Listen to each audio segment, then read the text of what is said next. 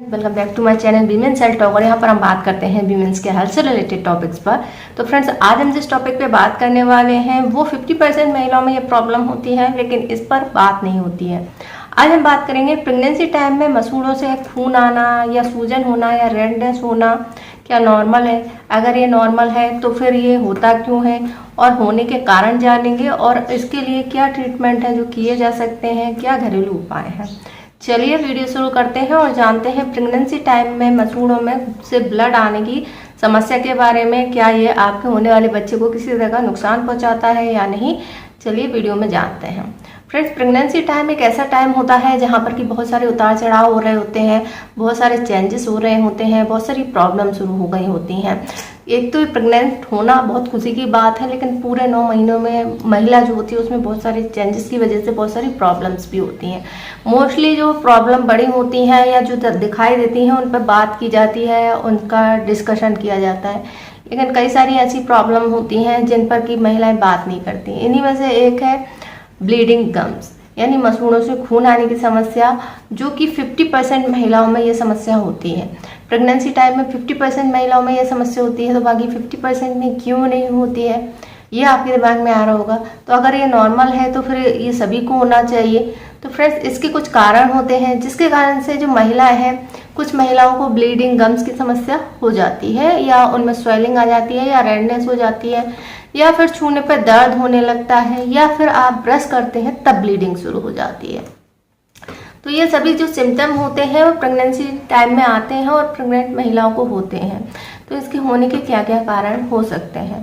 पहले तो आप ये समझिए कि अगर आपको मसूड़ों से खून आ रहा है तो ये किसी बीमारी के शुरुआती संकेत भी होते हैं, जरूरी नहीं है। इसीलिए 50% महिलाएं जो है उनको ब्लीडिंग गम्स की समस्या होती है, 50% में नहीं होती है। ऐसी महिलाएं जिनको पहले भी मुंह से रिलेटेड, ओरल हाइजीन से रिलेटेड कुछ प्रॉब्लम छोटी मोटी रही हो, जैसे पायरिया वगैरह रहता है, या फिर पहले भी आपके मसूड़ों में गम्स में सूजन आ चुकी हो, तो प्रेगनेंसी टाइम में उन महिलाओं को 100% ये समस्या होती है।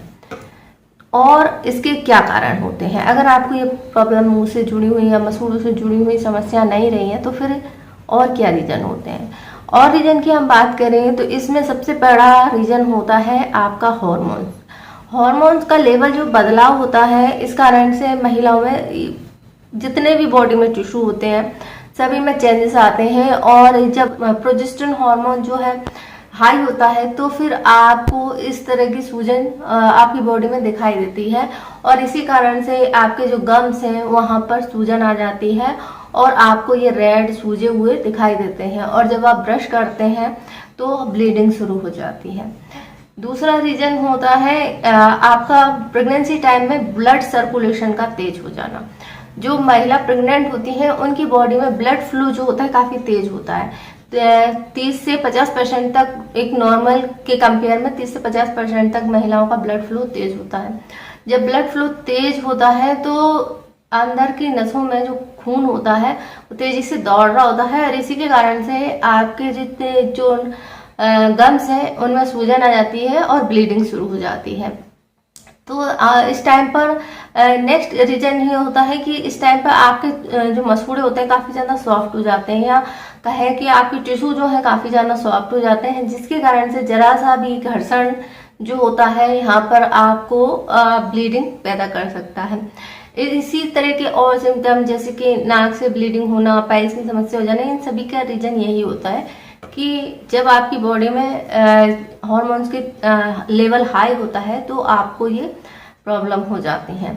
इसके अलावा जब आपका हॉर्मोन्स का लेवल हाई होता है तो हमारे जो दांतों में प्लाक जमता है, जो कि दांतों के ऊपर व्हाइट कलर की लेयर जमी हुई होती है, जो आपने कई बार देखी होगी मसूड़ों के आसपास या दांत के आसपास में जमी हुई रहती है, तो उसे प्लाक कहते हैं। उसकी मात्रा बढ़ जाती है, क्योंकि जो प्लाक होता है वो बैक्टीरिया के लिए अच्छा घर होता है, और जब बैक्टीरिया आपके मुंह में ज़्यादा होंगे तो वो आपको इफेक्ट करते हैं, और इसी कारण से जो है आपको ब्लीडिंग होती है। जब प्लाक बढ़ता है तो आपके मुंह में शुगर कंटेंट भी बढ़ता है, और इसमें स्टोर होता है और बैक्टीरिया बढ़ जाते हैं और ये ब्लीडिंग शुरू हो जाती है।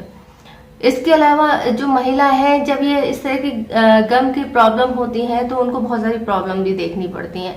जैसे कि अगर वो कुछ खाती हैं तो उनको खाने में मुंह में या मसूड़ों में दर्द होता है, उसमें रगड़ हो जाती है, कई बार ब्लीडिंग हो जाती है। तो ऐसे में वो सोचती हैं कि रेगुलर तौर पर अगर ब्लीडिंग हो रही है तो क्या ये जो ब्लड है हमारे मुंह के थ्रू जा रहा है, पेट में जा रहा है, तो किसी तरह से बच्चे को नुकसान पहुंचा सकता है, या फिर इसके साथ में बैक्टीरिया भी मुंह में जा रहे हैं तो क्या ये नुकसान पहुंचा सकते हैं। तो फ्रेंड्स, ऐसा नहीं होता है। ज़्यादातर केस में जो होता है ये हानिकारक नहीं होती है। लेकिन अगर ये इसके साथ में जिस नॉर्मल स्थिति हम जिन्हें समझ रहे हैं, अगर वो ना होकर किसी बीमारी है, कुछ बीमारियों की वजह से है, तो फिर कुछ दिक्कत हो सकती है। नॉर्मली ये नहीं होता है। प्रेगनेंसी टाइम में होना एक नॉर्मली केस होते हैं, नॉर्मली हो जाते हैं महिलाओं को, और इसको लेकर के बहुत ज़्यादा चिंता करने की जरूरत नहीं होती है। अब जिन महिलाओं को ये दिक्कत होती है उनमें क्या सिम्टम आते हैं। जिन महिलाओं को प्रेगनेंसी टाइम में मसूड़ों से ब्लीडिंग होती है उनको क्या क्या सिम्टम आएंगे। आपके मसूड़े जो हैं ढीले हो जाएंगे, रेड हो जाएंगे, सूज जाएंगे। इसके अलावा मसूड़े सॉफ्ट हो जाएंगे, दांत कमज़ोर हो जाएंगे, दांतों में सेंसिटिविटी बढ़ जाती है।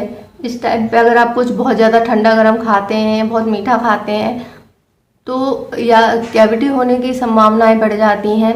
साथ ही सेंसिटिविटी बढ़ जाती है। सेंसिटिविटी ठंडा गर्म आपके दांतों में लगने लगता है।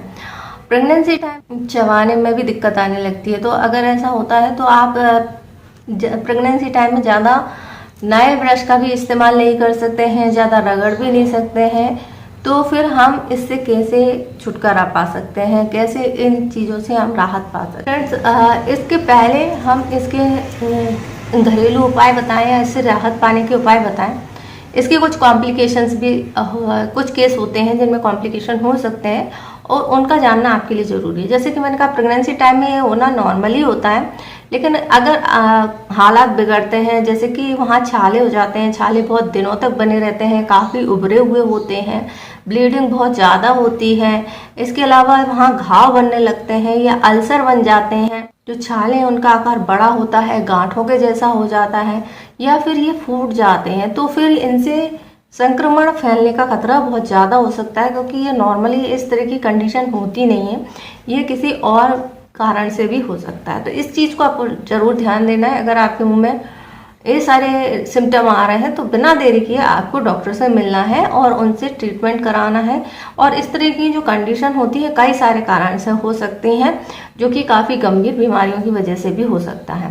तो इस चीज़ को आपको ज़रूर ध्यान देना है। चलिए हम बात करते हैं कि अगर आपको प्रेगनेंसी टाइम में मसूड़ों से ब्लीडिंग हो रही है, सूजन हो रही है, दर्द हो रहा है, तो इससे आप घरेलू तौर पर कैसे राहत पा सकते हैं। फ्रेंड्स, सबसे पहली बात यह है कि अगर आपको इस तरह की दिक्कतें हो रही हैं तो ब्रश जो लें बहुत सॉफ्ट ब्रिशल्स वाला लें, और नया ब्रश नहीं लेना है आपको। अगर आपने सॉफ्ट ब्रिशल्स का लिया है तो उसे पहले थोड़ी देर पानी में डिप करके रखें, ताकि उसके ब्रिशल जो हैं और ज़्यादा सॉफ्ट हो जाए, ताकि इस तरह की घर्षण या जो दर्द है या ब्लीडिंग से आप बच सकते हैं।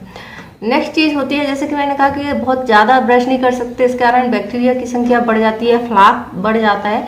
तो ऐसे में आप क्या इस्तेमाल कर सकते हैं, ऐसे में आप माउथ वॉश यूज़ कीजिए जिसमें कि अल्कोहल ना हो, वो माउथ वॉश आप यूज़ कर सकते हैं।